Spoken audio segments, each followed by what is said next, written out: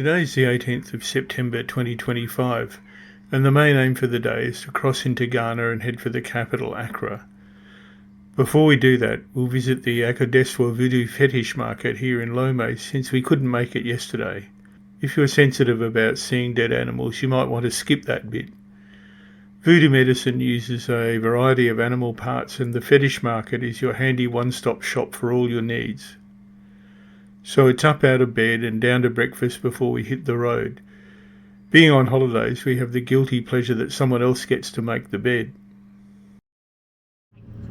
Thursday the 18th in Togo, underway for the morning, on the way back to the fetish / traditional medicine market. And normal, they're also telling people we that stay. Voodoo is not the religion of entertainment. It's deeply rooted in spirituality. If you try to joke with it, your life can be miserable, as those who get in trance yesterday. That's the main purpose of the trance dance. And also energy. We go by the street where the market was yesterday. It's a lot quieter now. I don't think Williams was expecting the traffic jam we experienced yesterday. The market is only about 10 kilometres away from the hotel, and it doesn't take long to get there. So we're on our way to the fetish / traditional medicine market, and then we're crossing the border this morning into Ghana because Togo's very small. Well, it's not very wide. We're travelling at east to west.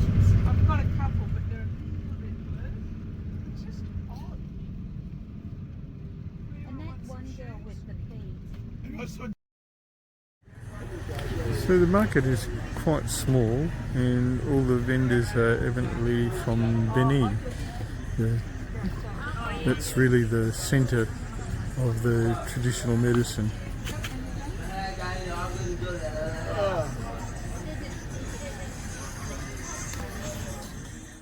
Later we're going to be divided into two. 4 at a time, and then we're going to see the priest. You can ask any kind of. You know this boy? Me.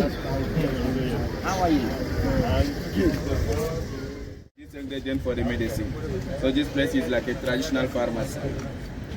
And lot of animals here must die naturally. It's not to kill. They must die naturally. Okay.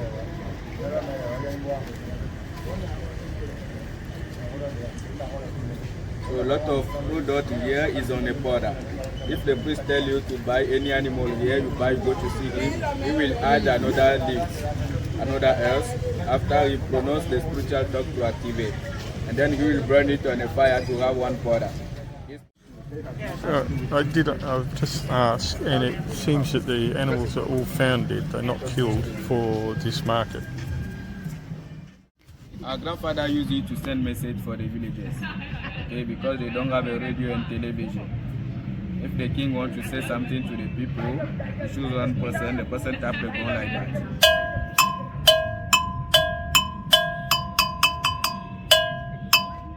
So it's to call people together, and then the person will talk louder for the people. After talk, they tap like that, it's finished. That is for traditional music again. Okay.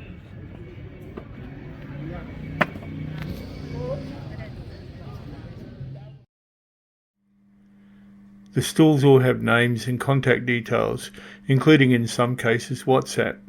This is handy in case you need to check on the availability of something your priest has asked you to get. There are all sorts of things here: baboon, warthog, even a hippo skull. This store has a stock of porcupine quills and crocodile heads. We're assured that the animals must die naturally, not be hunted and killed for the market, and that they police this. I'm not sure how, but the impression I got is that body parts from hunted animals will not be effective cures. A lot of snakes and lizards here, including chameleons, maybe some catfish also. And yes, they do have voodoo dolls. Christoph is explaining that they're just a tourist thing and can't be used to harm anyone. They don't work. Mind you, Angela is checking them out. I would have liked to get one, but it's wood and probably can't be taken back into Australia due to our quarantine requirements. Not everything here is dead. One lady had this live chameleon as a pet.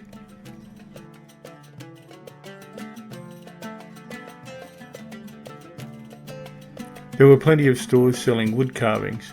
I like these, but quarantine would make it expensive or impossible to take home.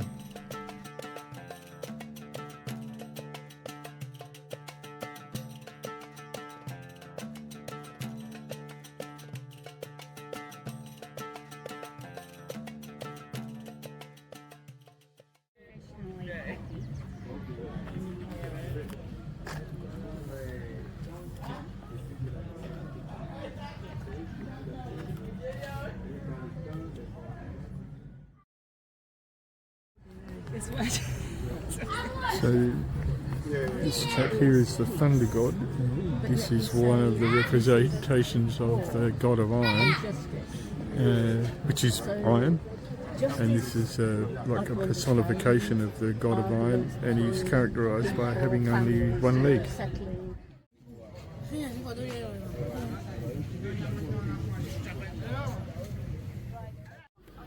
Just had a consultation with the voodoo priest. I don't know if here the proper name is. Bright young guy. Interesting. Look at that. It's an interesting one. And then? I must tell here that the voodoo priest did tell us the magic words for a long-lasting marriage. It works across all cultures and languages and is expressed in his Togolese French as "Oui mon chéri," yes my darling. It will smooth the way for a happy life, and it's unwise to push things so far in a relationship that these magic words won't work. Then it's back on the bus to head for the border with Ghana. I think because I'm sure it's an issue that they are aware of, and obviously they don't want to change the culture. But how do you manage it? Yeah. And that's what I'm interested in finding out. What are they doing? Because even the priest said, "Oh, wildlife rangers are bringing some of the animals in." Well, how do you Cross the borders, only your ID card. You don't need a passport if you are, because we belong to the country. If I was walking, there's not going to be border people along. Going back through the same market and heading off to local road Ghana now. might be, but could I walk from here to Benin and not be detected? I would have thought I could be. Anywhere if you walk without, Not because along the road. because if you are. So we just at the Fetish Market. We're heading towards the Ghana border. It's only about 20 minutes. So we're basically going across Lome City and straight to the border. So there's a guy with a fully electric motorcycle. It's the second one I've seen today. Sense of patriotism by share.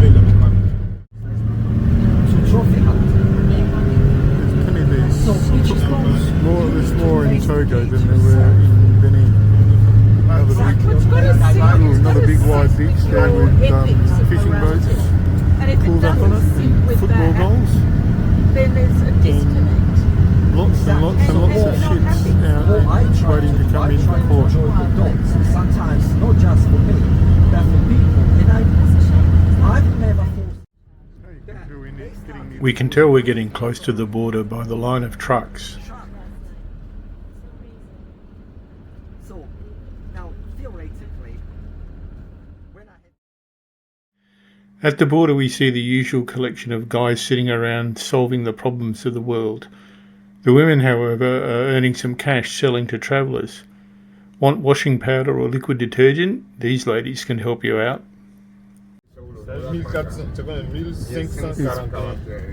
Changing some money now. Not going to video that. Yep. because we're out of the zone that uses the West African franc and into Ghana cedis. 1,000, yeah. 41. 1/6. Ghana. No, Johnny was 40. So you owe 1/6. 1 Ghana. Okay, we're officially in Ghana now. Yes. Oh, Andy's taken over as the squirt monitor. Open your mouth. No, I prefer better quality. Thank you very much. We've just been congratulating ourselves how it was easier than the Togo, Benin Togo border crossing, but like we've just had to stop again and get all our bags checked. So we're slowly getting there. We're actually sort of like technically in Ghana, but in honour of Norili Shumaka, welcome to Ghana. I don't have the sparkling blue eyes like she does. So.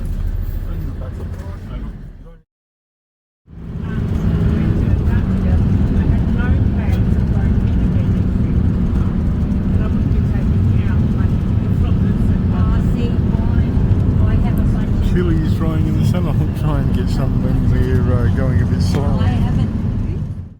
You see the size of the land compared to Togo? Yes. All this from the border, all the way here, belong to German Togo. All this size belong to German Togo land. All this driving we've done Yes. belonged to Togo. But after the Togo company, Togo Corp, it was incorporated to bit of a market there. I think we're just coming up on the Volta River. We're going to stop for lunch in about 15 or 20 minutes. no, I say See what you German Togo land. It means Togo, which was belong. The inverted commas exotic wildlife. A peacock who won't stand still for me to take a blasted video. Anyway, weaver birds there. Here is the lunch stop and bathroom stop, and I'll show you a bit later, but we're on the banks of the Volta River. Okay, a bit windy. This is the Volta River in Ghana, one of Africa's big rivers, and it lends its name to the country of Upper Volta. This is our lunch stop for today. It's interesting, the jet ski there, and also the water hyacinth. Just had our passports and everything checked again. This is the Volta. This is actually the Volta Dam.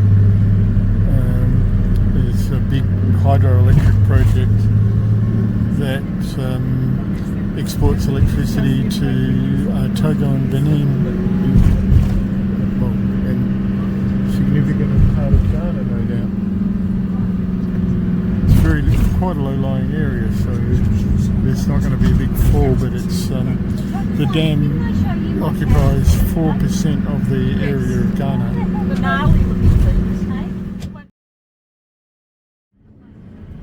The road is very busy, and I'm glad Williams is driving and not me. The types of vehicles and the speed they travel at varies greatly. Sometimes you try to pass and have to gracefully retire. People will let you back into the line of traffic. They know how it is and will give you space, even so.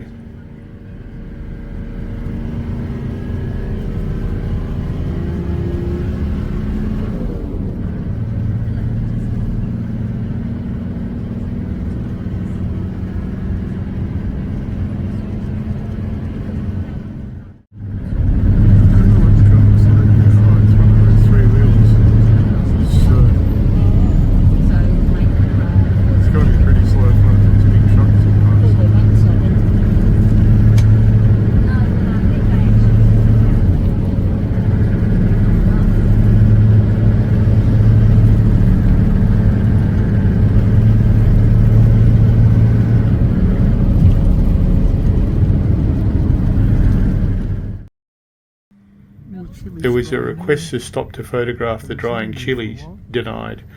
We have to stay on schedule. Closer to Accra we find out why. Oh, motorbike dealer and workshop.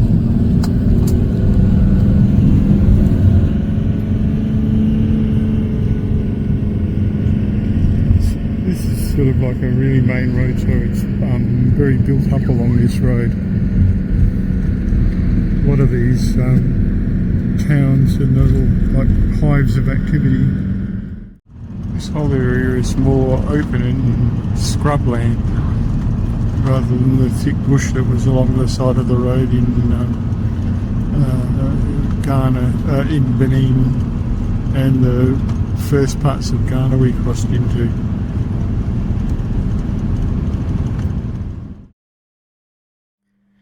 As we get closer to Accra, the traffic slows to a crawl and then stops. Even the local cows are travelling faster than us, and they're not in a hurry. We spend about 2 hours in stop-start traffic or at a halt, covering about 5 kilometres in the process. These seem to be like town cows.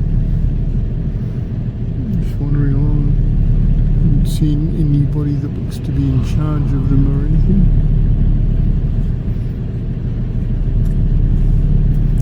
A bit of munch along the side of the road, and we're stuck in another big traffic jam. Should have had police and fire engines and ambulance and everything go past, so it looks like there's been a traffic accident up ahead.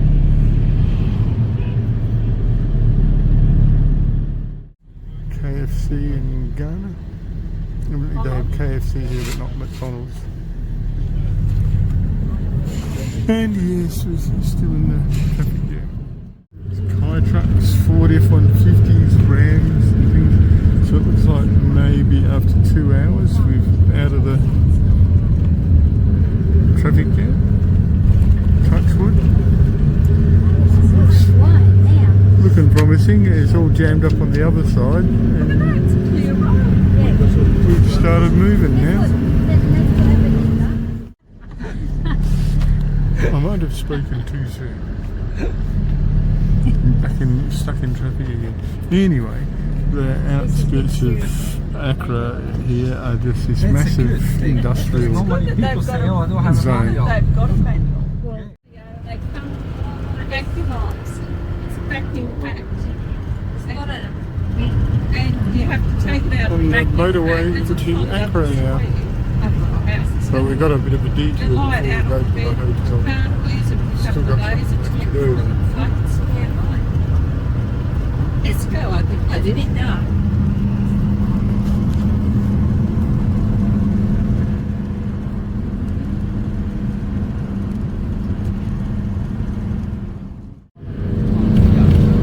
So unlike Cotonou and Lome,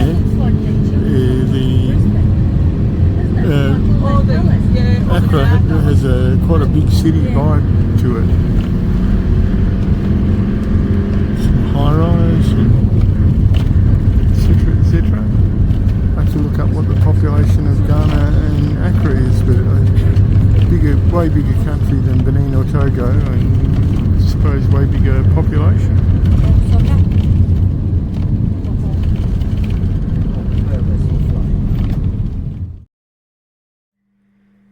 The traffic doesn't let up and we crawl to our hotel, which turns out to be a quiet haven in the midst of the busy city.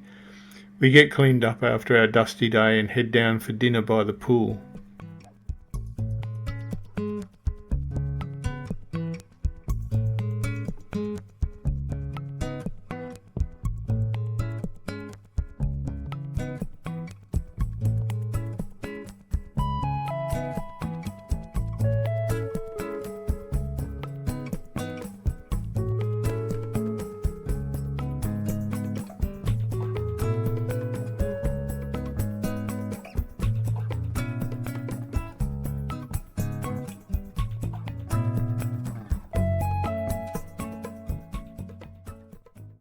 Tomorrow morning we're seeing the sights of Accra.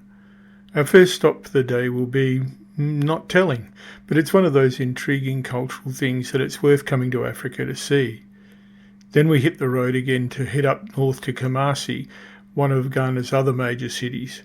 It's about 250 kilometres and 5 hours of travel. I presume the roads will be mixed as today, hence the estimated average of 50 kilometres an hour. Until then, keep safe, and we hope to see you in the next video where we play tourist in Accra.